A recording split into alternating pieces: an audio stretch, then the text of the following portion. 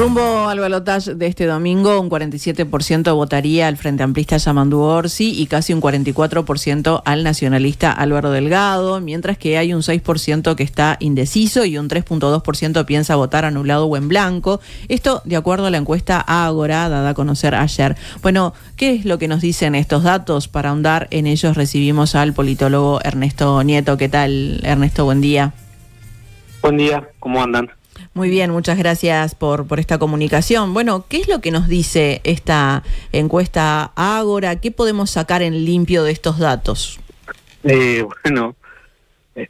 limpio es que vamos a tener una elección seguramente bastante competitiva. Los politólogos, cuando decimos competitiva, es que la competencia se espera que sea dura, y donde las diferencias estén posiblemente dentro del margen de error que todas las encuestas tienen, ¿no? Más allá de que nosotros hicimos la nuestra y que está publicada, que está en nuestra página con toda la descripción técnica, en estos días hemos tenido, y seguramente hoy, que es el último día antes de la veda, vamos a tener distintas encuestas de distintas empresas, encuestas por lo general con distinta metodología, además, esto también vale la pena decirlo, y todas muestran con matices, muestran un escenario similar, que es un escenario de alta competencia, donde, bueno, las dos fórmulas tienen cierta paridad, y también todas muestran un nivel similar de indecisos, que uno diría se mueven entre el 4 y el 6, sobre todo cuando la encuesta no proyecta indecisos. Cuando uno proyecta indecisos lo reduce, pero eso es una operación posterior a la propia encuesta. Y también todas muestran un escenario donde Yamandu Orsi aparece primero y Álvaro Delgado segundo. Entonces, me parece que ahí hay como hay una especie de confirmación que no necesariamente significa que ese vaya a ser el resultado, porque bueno, que quizás suene repetitivo, porque lo hemos dicho todos los que hacemos encuestas en estos días. La encuesta es una herramienta, absolutamente toda herramienta en investigación social, incluso un censo tiene margen de error, la encuesta tiene un margen de error, no solamente porque es una foto del momento, porque todos cuando terminamos todavía faltan días, sino que hay por lo menos dos elementos más. Hay un error típico del muestreo, que por mejor que esté hecho, es un error que distorsiona un posible resultado, sobre todo cuando son resultados que ya están ajustados, y además en este caso tenemos que las diferencias entre las opciones están adentro también de lo que son los indecisos. Entonces, dicho todas estas precauciones, hay una serie de características que están mostrando todos los estudios, que son más o menos los que comenté. Pasando en limpio, esperamos una elección competitiva, disputada. La diferencia puede ser igual, menor o un tanto mayor que recordemos en el 2019, que fue un 1,23% de los votos en la segunda vuelta, y donde aparece liderando Yamandu Orsi, pero con una competencia que no está definida, ni mucho menos con relación a Álvaro Delgado. ¿Qué pasa, Ernesto, si pensamos en el litoral? Porque en octubre el Frente Amplio votó mejor en todos los departamentos. ¿Se calcula qué puede pasar ahora el 24 de noviembre, si esto podría repetirse? Sí, nosotros en la encuesta dividimos al país en 5 grandes zonas, por aspectos demográficos, culturales, también por aspectos políticos, ¿no? Y bueno, hay una zona donde claramente nos aparece que la fórmula de Orsi y Cose estaría superando, yo diría, ampliamente, y ahí no hay dudas, porque es una situación constante, es una situación histórica, y además la diferencia está muy por encima de los indecisos o del posible margen de error. Es el área metropolitana, que es la suma de Montevideo y Canelones. Estos dos departamentos, que en total representan más o menos el 52% de los votos que se emiten, en esa zona no hay dudas. Después, nosotros tenemos al país dividido en 4 grandes zonas. El litoral, desde Colonia a Salto, la zona norte, que para nosotros es Artigas, Rivera, Cerro Largo, la zona este, que sería como el extremo este, que es Maldonado, Rocha, y después algo que lo llamamos centro del país, que es todo el resto de los departamentos que están en el medio y que no tienen zona fronteriza, que tienen algunas particularidades. Quizá el más distinto de esos sea San José, pero por ahora nosotros lo dejamos en la zona centro. Cuando analizamos por zona, nosotros, así como nos parece que está muy claro que en el área metropolitana va a ganar la fórmula Orce-Cosi, nos parece que está bastante claro que en el norte va a ganar con comodidad la fórmula de Delgado Ripoll. Nos parece que en el centro del país, si bien es la zona donde nos dio un nivel un tanto mayor de indecisos, también va a ganar la fórmula de Delgado Ripoll. Y hay dos zonas donde hay por lo menos mayor nivel de competencia. No tenemos tanta cantidad de datos, porque nosotros decimos 1.489 datos en todo el país, pero cuando los descomponemos por zona tenemos lugares con muestras más importantes y otros lugares con muestras menos importantes, va de acuerdo a la población de cada zona. Tenemos claro que en el litoral aparece un escenario de competencia y que en la zona del extremo oeste también aparece una zona de mayor competencia. Pero cuidado, porque podría llegar a repetirse lo mismo que en la segunda vuelta del 2019, donde en aquel entonces la fórmula Martínez-Villar ganó en Montevideo y Canelones, con los únicos dos departamentos en donde ganó, pero la fórmula la calle Pou Argimón ganó en el resto de los 17 departamentos y se quedó con la segunda vuelta. Lo que pasa que acá lo que estamos viendo es que la diferencia en esos otros 4 regiones o en esos otros 17 departamentos que podría llegar a obtener Delgado Ripoll es sensiblemente inferior que la que obtuvo la fórmula del Partido Nacional hace 5 años atrás. O sea, ¿no le daría con eso para ganarle al Frente Amplio? Claro, porque recordemos que el triunfo fue muy estrecho, algo más de 30.000 votos, y la diferencia fue muy importante en el interior del país. Hubo departamentos en donde en la segunda vuelta la votación hacia la fórmula del Partido Nacional, hoy en el gobierno, superó el 60%, largamente, ¿no? Bueno, nosotros no estamos viendo ese escenario en ningún lugar de una diferencia de ese nivel, y bueno, con un Frente Amplio, y la fórmula del Frente Amplio, mejor dicho, porque no votamos partidos, votamos fórmulas en esta segunda vuelta, votando muy bien en el área metropolitana, donde además está, esa cantidad diferencial de electores concentrados que decíamos hoy. Entonces, las chances que tiene la fórmula de la coalición republicana es obtener la mayor diferencia posible en los territorios del interior del país. Nosotros también, por eso hoy vemos un escenario muy disputado. Hay una buena diferencia a favor de Orce-Cosi en el área metropolitana, y hay una diferencia que es mucho más competitiva que 5 años atrás en la fórmula de Delgado Ripoll. Pero bueno, tenemos, además de lo que puede hacer la distorsión y el error que tiene cualquier muestreo y cualquier encuesta, también tenemos los indecisos. Justamente, Ernesto, ¿cómo se están comportando hoy no este son grupo? Pocos, ¿verdad? O sea, estamos hablando de un 6%, que uno dice, parece poco. Bueno, parece poco si la elección estuviera definida, pero en una elección que no está definida son muchos. ¿Y qué sabemos del comportamiento de este grupo?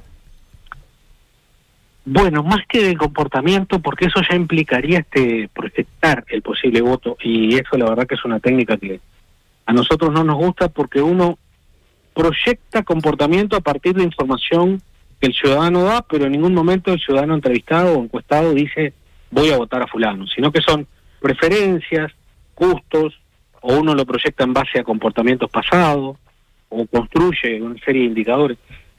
Pero sabemos alguna información. Por ejemplo, en los territorios los indecisos se dividen de manera bastante similar.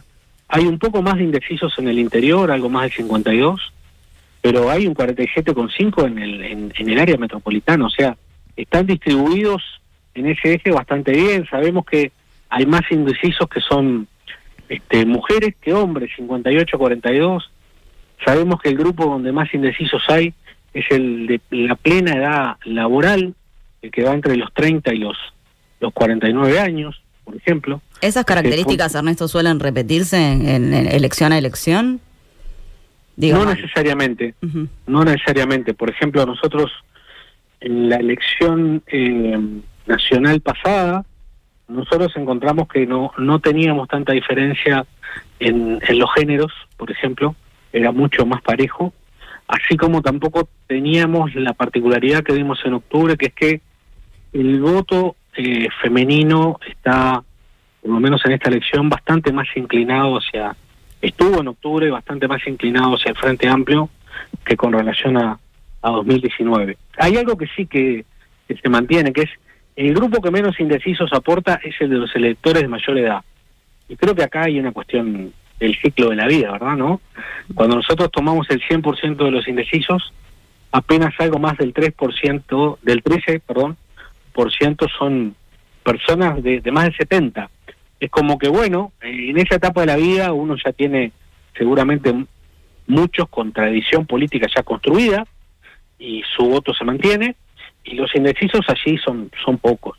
Esto sí es bastante constante con relación a distintas encuestas que hemos hecho tanto a nivel nacional como a nivel departamental o de diferentes regiones. Por las dudas le aclaro a la gente, porque yo sé que ahora está de moda que la gente accede a mucha información en las redes sociales. Nosotros en las redes tenemos presencia, pero lo lleva siempre al enlace de la página.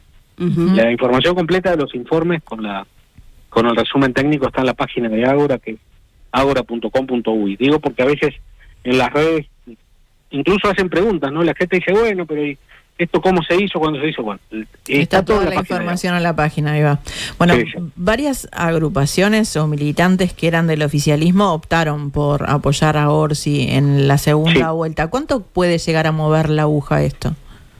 Bueno, nosotros estamos viendo muchos de estos apoyos, inclusive de ciudadanos que quizás no tienen tan una visibilidad como agrupaciones, pero que son ciudadanos individuales, que han tenido cargos o que aparecen hasta por cuestiones familiares como referentes de determinadas tradiciones, que se han dado en estos días, ¿no?